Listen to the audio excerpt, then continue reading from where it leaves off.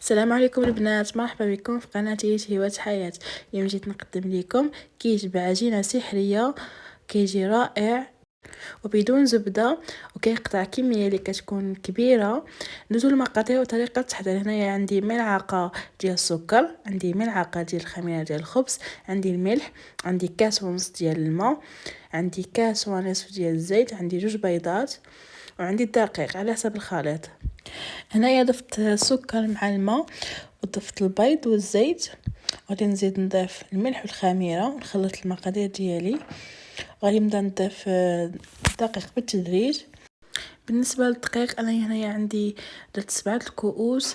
الا كنتو غديروا نفس الكميه غادي تدخلوا 3 كؤوس ونصف حتى ل4.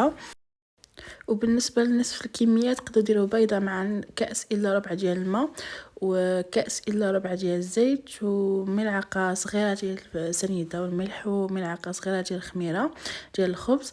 وبالنسبه للماء خصو يكون ماشي من الروبيني، ديروه شويه دافي.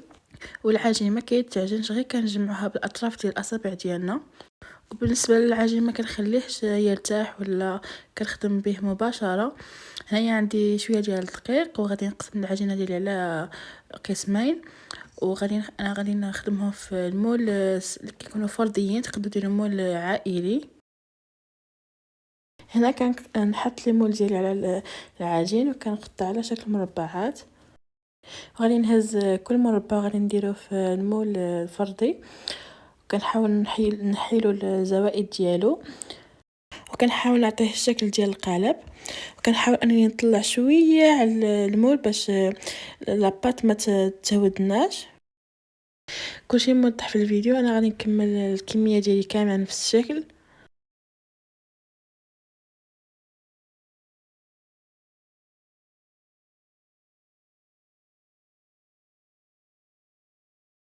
هنا من بعد ما كملت الكميه ديالي كامله تقبتهم ودرتهم في اللاطه تاع الفران. غادي ندخلهم على نار اللي كتكون متوسطه حتى كيشدوا في راسهم. كنخرجهم ما نخليهمش يحمروا. هنا من بعد ما طابو كيجيو على هذا الشكل هذا، كيجيو رائعين. كتجي لاباط صفراء ماشي بيضاء. وبالنسبه للعجين راه ما كيتقلصش في الفران. وبالنسبه للكميه اللي تقاسمت معكم تاع 2 بيضات عطاتني 35 حبه من هذا ميني كيش.